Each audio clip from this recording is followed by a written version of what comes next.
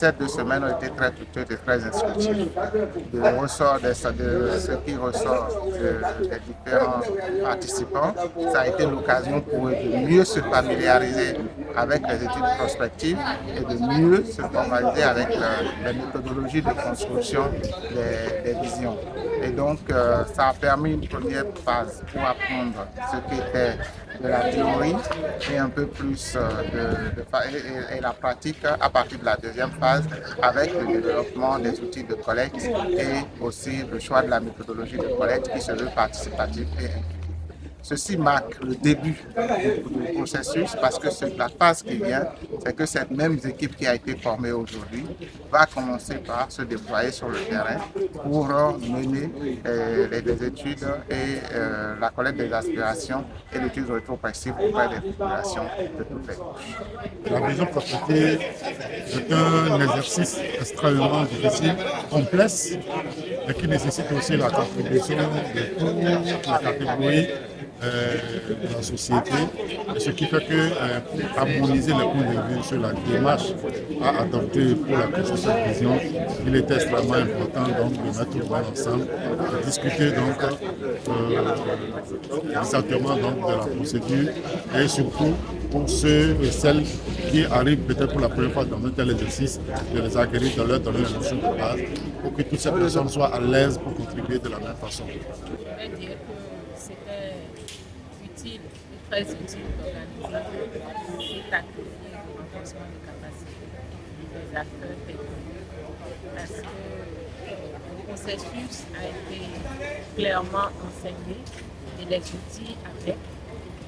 Et donc, ça permet de renforcer les capacités des acteurs qui vont accompagner l'élaboration de la vision. Et il fallait le faire ces capacités de ces personnes dans l'accompagnement soit réelles.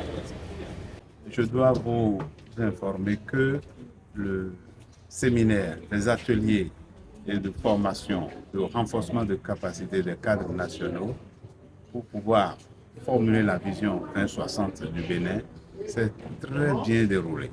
Les cadres étaient motivés, ils étaient bien préparés psychologiquement pour recevoir les formations qui ont été distillées. Alors, ils sont donc aujourd'hui très outillés pour engager une telle réflexion pour la République. Donc, on peut estimer que, au bout du temps qui est retenu, donc la formulation de la vision 2060 pourra être une réalité. Les dernières conclusions m'ont rassuré qu'ils ont reçu l'essentiel de ce qu'il fallait pour qu'ils s'engagent à faire ce travail. Ils étaient heureux, rassurés et ils sont libres, ils se sentent libres, vraiment décontractés pour travailler, pour faire ce travail, pour avancer dans la formulation de la vision 2060. Cet atelier est venu étancher une soif de tous les cadres de la Direction générale de politique et développement en particulier, mais je me dis que c'est également important pour tous ceux qui doivent participer d'une manière ou d'une autre à la formulation de la vision 2060.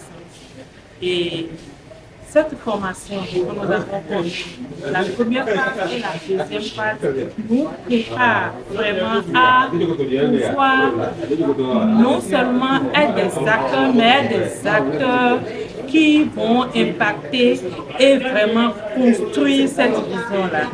C'est important que chacun soit, tous les acteurs soient, les acteurs prépondérants bien entendu, soient au même niveau de connaissance de ce qu'est la prospective. Connaître de part et d'autre, c'est quelque chose, mais être ensemble dans le même cadre et recevoir les mêmes, je dirais, les mêmes connaissances, c'est autre chose. C'est en cela que cette formation est vraiment bienvenue. Les connaissances ont été harmonisées, mieux.